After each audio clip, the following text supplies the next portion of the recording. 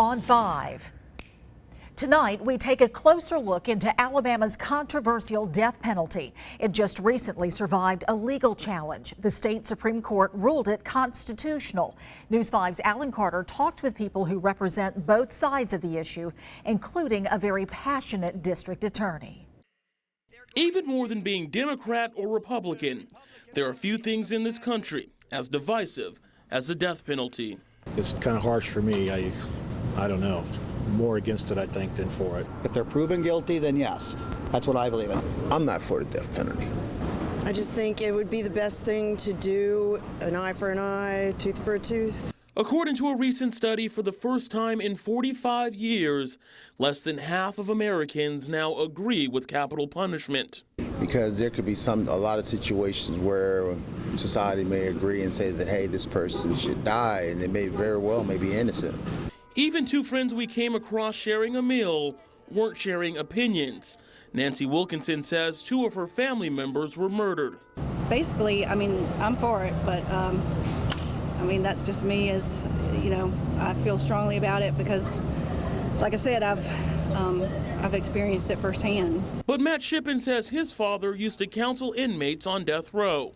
Ye without sin cast the first stone, and judge not lest ye be judged. And in the end, I believe it's God or a higher power that does that. It's not up to us to do it. Even the heinous nature of why they'd be on death row. Some cases are so heinous, atrocious, or cruel that they deserve the death penalty. There's no question where Mobile County District Attorney Ashley Rich falls in the debate. These are just cases that we've tried in the last 10 years.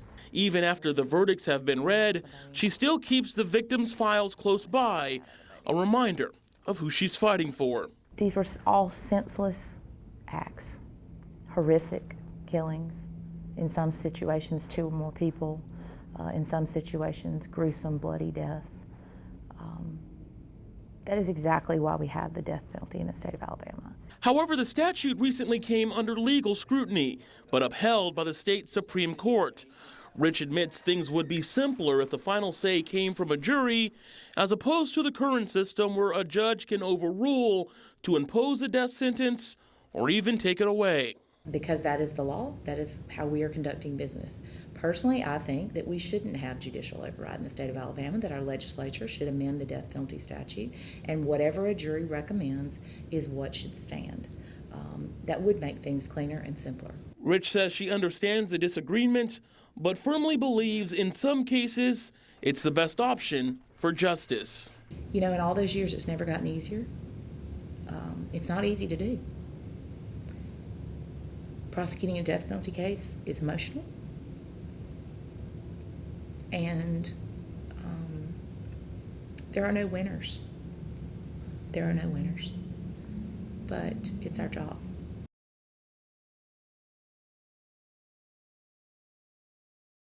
And there are currently 185 inmates on Alabama's death row. Christopher Eugene Brooks was the last person to be executed. That was back in January. However, 2 inmates are scheduled to die later this year. Reporting live in the newsroom, Alan Carter, News 5.